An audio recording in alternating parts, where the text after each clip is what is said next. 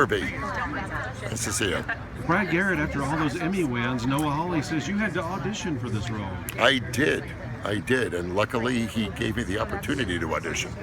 But I really wanted to play this character, and he knew me from the comedy and gave me an opportunity to audition, and I got lucky. One thing we talked about when he and I were chatting earlier is both seasons he's hired a lot of comedic actors. This year, Nick Offerman, Yep. Ted Danson. Who was unbelievable. He just Gene says Smart. the tone fits for somebody that can do both. Well, it has a very, very dark humor about it, and I think most comedians are pretty dark, and maybe that's the fit. But I love how a lot of people don't give you the opportunity to try your dramatic chops, and when I got the audition, I was like, oh gosh, I hope I nail this. So it was very, very cool.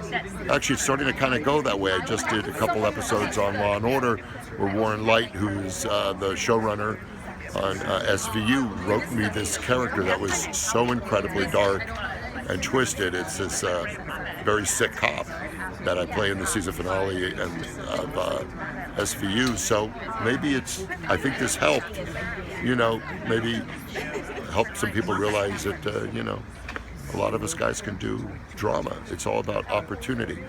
I remember asking Bryan Cranston after seeing his first year of Breaking Bad, because he was on Malcolm in the Middle, and we used to go head to head all the time at the Emmys, and I always looked up to him comedically. He's so talented.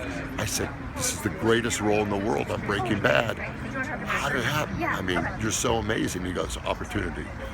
Someone gave me this opportunity. So that, that Noah Hawley and Warren Littlefield gave me that shot. I'm very grateful. One of my favorite scenes was your negotiation scene with Gene Smart. I appreciate that. What was that like, just working with her? Well, she's such an incredible actor, and we kind of befriended each other early on, and I think because we knew we had that big scene together, that scene was kind of the turning point for both of our characters.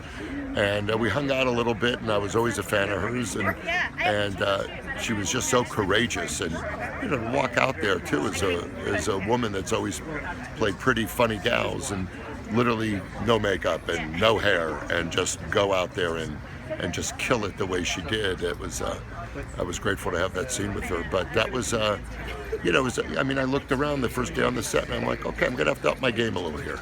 This is a different world for me, and I was prepared and ready, and I feel like I just hopped a train, and I'm very grateful for it. I hate that I'm having to ask you this, but we lost Doris Roberts a couple weeks ago. What was she like? We all know how incredible she was on the show. What was she like behind the scenes? I called her like one of my favorite broads, and I used the word broad, and that's how I would introduce her to when we would do things together, because we hung out and we were buds. She lived life. I know it's so trite to say, oh, she lived life to the fullest. Before she passed, 2 weeks before she passed, she was in Vegas. The day she passed, she was having lunch with friends, and I heard something really great that I'm just going to say it, and I don't know if it was out there. I think she was having lunch with Tom Bergeron the day before she passed, and he was putting her in her car, and she looked up at him and she said, oh, I wish I could dance. And really to the end, she was just an amazing liver of life and a heart of gold, and could party with the best of them. I mean, she was one of the last to leave a party, and very grateful and really brilliant with comedy or drama. And I miss her.